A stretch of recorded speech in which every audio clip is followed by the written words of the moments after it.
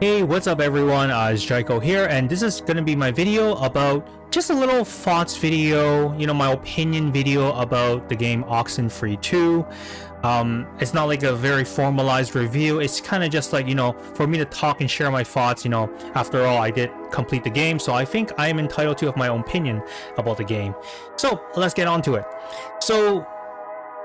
Before I even start, just to say, spoiler alert, because, of course, Oxenfree 2, for those of you who don't know, it's a very story and narrative-driven game. So, in order for me to talk about it, of course, I'm gonna unavoidably spoil some part of the story. So, if you guys are not cool with that, I get it. No offense taken. You guys can feel free to stop this video. But if you're okay with that, let's proceed. In my opinion, I think the story was very well written, right? I think, the writing style in Oxen, or even like the Night School Studios, they are very well paced, right? I think it's like, they introduce the characters very well. They, build up a very good relationship, between the characters inside the story. It almost makes you feel invested in these characters, right? It almost feels like, you care about Riley, you care about Jacob, you care about the town, or even, Evelyn, or even Shelly, even though they're not actual characters, but through the radio, talking to them, they have a lot of personality. And so, it makes you feel like you care about these characters, right? And I think, especially nowadays, I feel like not many games can achieve that. So, in terms of the story, character development, the supernatural, and all the suspense build up and release, excellent work, I think. And I think an honorary mention is, I think throughout my entire playthrough, I mentioned different points in time where it's like, oh man, this particular point gave me chills down my spine. Like literally, I'm not kidding. Like I feel chills down the spine. And I kind of went back and kind of like looked back at all the scenes that happened. It's really when your character gets possessed by the supernatural or the spirits or whatever you want to call them, right? The Sunkins, as they call it in the game, right? I think like there is something about how that suspense was built up that made this game very special and magical. It's like, right? And I think it's the idea that at one end you are just walking around, chilling, and just like just enjoying the scenery, enjoying the conversation, or spending a moment when you're hiking inside the game, and then suddenly something supernatural comes out. Your screen glitches, your other NPCs gets possessed, and their eyes turn red, which is not normal. And then suddenly those sudden switch from calm, coziness, peaceful, to suddenly like into like supernatural freakiness. There is something about that transition that really, again, sends chills down my spine. And not many games, I feel like even horror games do that, right? If you really think about it, right? Even when I play Resident Evil Village, right? Even when I play all the other Amnesias, yes, I panic whenever I see monsters coming at me. Yes, I whenever I see a zombie, it gives me this little this feeling that I just want to blow their head off. And most of that emotions, it's more like panic, right? I think that's the best way to put it. And I think actual genuine chills down my spine, as far as I can remember, is only Oxen 1 and 2 that is really able to deliver that. So I think a big props to the story writer and the the entire development team, really, right? Like how they set up these scenes. I think it was excellent on how they set that up. So that's one really awesome thing about Oxenfree. And since we're on the topic of like kind of the graphics, I just want you guys to like enjoy how beautiful this game is. I think Oxen 1 and 2 both is one of those games that's gonna age very well, right? Like the story behind it is rather universal. right? Like it always explores about like, you know, so for example, right, in Oxenfree 2, Jacob constantly, you know, brings up all these philosophical questions about like, oh, like what does it mean to, you know, live your fullest, right? Is it like, you know, to do something that is like, you know, you're meant to do at this one place, that was you know, expected of you, or is it like going out there, look out the world and try to find a meaning to your life? You know, like the ideas that the game discuss are very universal. The art style, I mean, as you guys can probably see on the screen right now, it's not like one of those art style that's gonna age, you know, like in 5 years, right? Like the game is gonna look just as beautiful in 5 years. So I think on the graphics and everything in that regards, great. I think it's gonna age very, very well. Now let's talk about, you know, let's switch channel and actually talk about something that, you know, I want to kind of not, I want to say not like, but I was gonna say like something that I think is worthwhile mentioning, right? So I mentioned that the character development is great, right? The relationship between Riley and Jacob, it's a very nice relationship that they've developed over the course of you know, the story. But a little bit of myself almost feels like it's too fabricated, right? Like, now again, it could be different, right? Being Jacob, that he, you know, he stayed on the island where he was born, where he was raised for his entire life. Maybe he is much more openly, you know, willing to share. But I almost find that the interaction of Riley and Jacob almost a little too, let's say, close for the relationship that they have, for the time they know each other, right? I cannot imagine myself, let's say I took on a job which is supposed to be just like a one-time job, and you know, and it seems like Riley is just like pouring her heart out, telling her every problem that she has. Oh, her dad is sick, her dad is not feeling well, her dad is disappointed that she quit the army, or like, oh, I'm pregnant, you know, and you know, who knows where the father is, like he's kind of out of the picture right now, you know. And you know, again, I know I'm spewing a lot of like spoilers right now, but you know, we later find out that, oh, she was actually, you know, a train wreck, right? When she left the island and lived in the, you know, whatever, you know, urban city, she was a train wreck, right? Like she spent nights getting drunk at a bar and all that. And eventually we learned that she didn't build up a good relationship with Rex, unfortunately.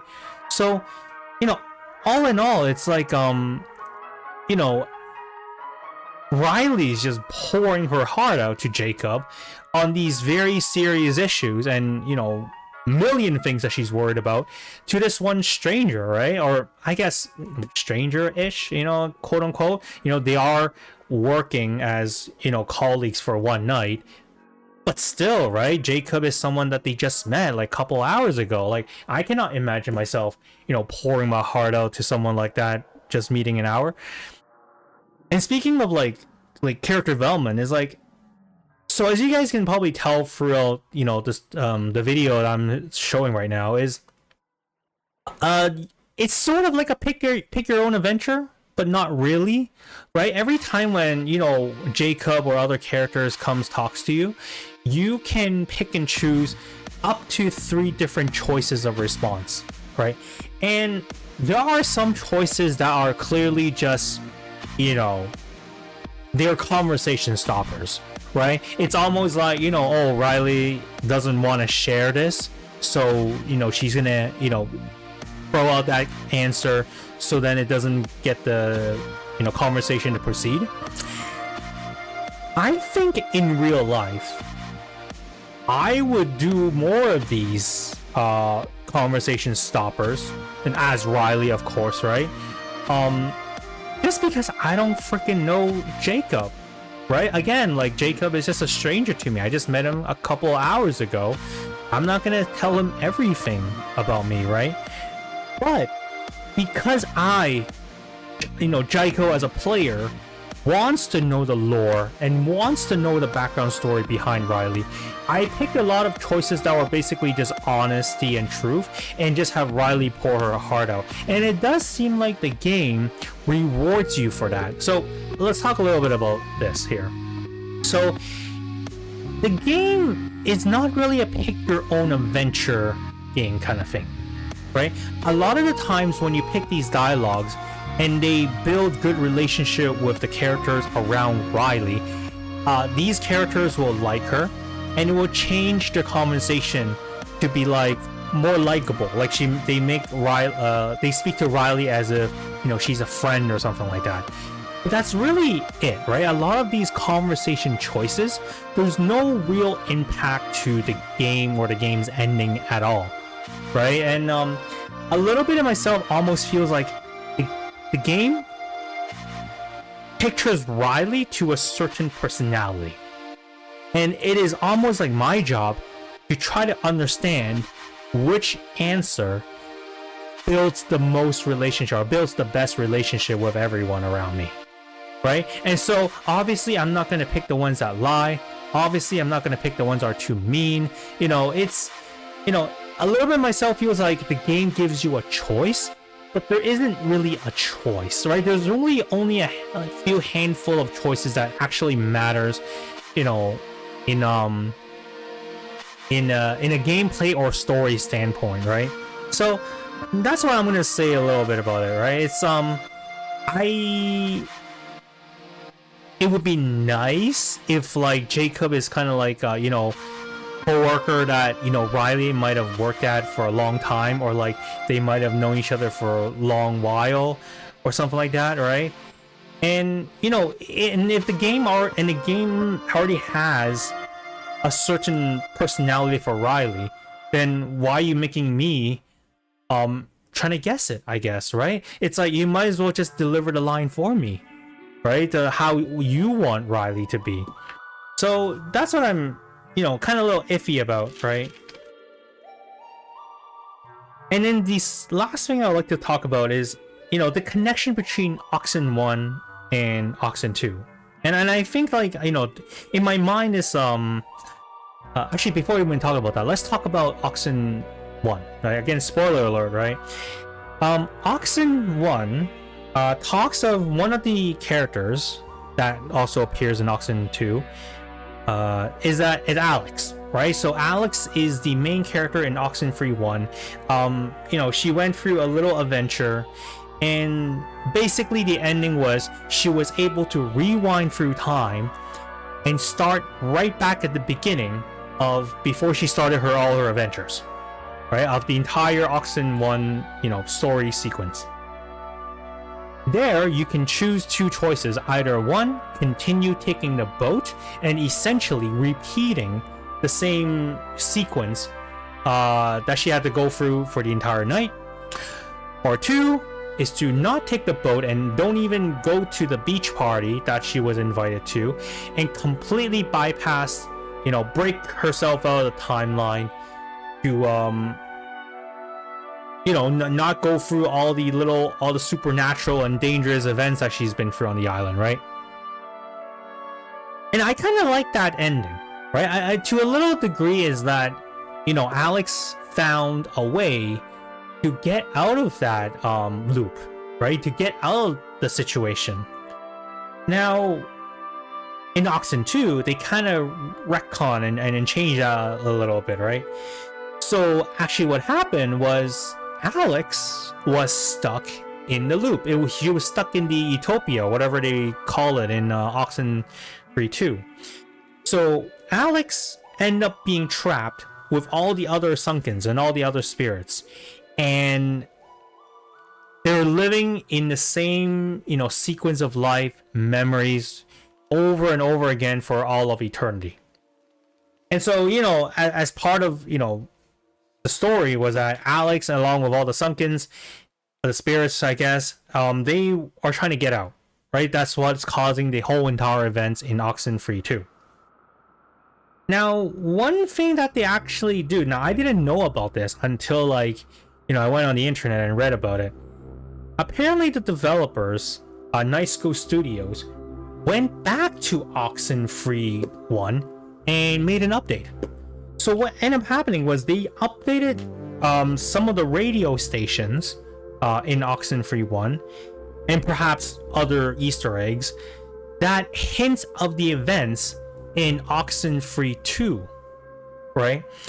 Now, I don't know what you guys think about that, but in my opinion, I feel like that's a little wrong, right? I think like anytime when you retrospectively go back and edit a game or change a game like that, it just feels wrong. Like, I kind of like games to be retained in its original, in its original form, right? The good, the bad, the ugly. I mean, like, just keep it all the way it is.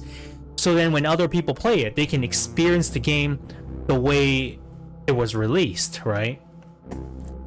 I'm not sure what you guys think about that. If you guys have a different opinion about it, like, hey, leave in the comments for me. But yeah, I just kind of wish that they didn't do that. And it's almost like they're doing it like so that it makes a connection between Oxenfree 1 and Oxenfree 2. Which brings me to my next point is Oxenfree 2. You could play it as a standalone game, right? Like, I think most of the time it's pretty clear cut what was happening in terms of the story and stuff like that. But you definitely need to to get the full experience. You definitely need to play Oxenfree 1 to really understand the story behind like Alex, to understand kind of like what happens, like why are the spirits trapped, right? In Oxenfree 2, they kind of alluded to the point of what happened. It's almost like doing a little gentle reminder of, hey, this is actually what happened in Oxenfree 1, in case you forgot, even because the game came out like almost a decade ago. But no, like I think you definitely need to like play Oxenfree 1 to really get the full flavor of Oxenfree 2. And I don't know, there's something about that, again, that might bothers me a little bit, right? I don't know, like there's something about retrospectively going back to patch up Oxenfree 1, something about like relying a lot on the Oxenfree 1 story to get Oxenfree 2 off his feet and going to get the full flavor. Something about that doesn't sit right with me. Anyhow, so I think that's what my little thoughts video and opinion about it, about Oxenfree 2, the good, the bad, the ugly. But overall, I do have a good impression of this game, and I do recommend this game. This game is rather cheap, and is a rather like if I remember, it's about a 5 to 6 hour experience. It's not bad at all. So with that, hope you guys enjoy my thoughts, and hope you guys enjoy the game. And if you guys do like it, please do support them.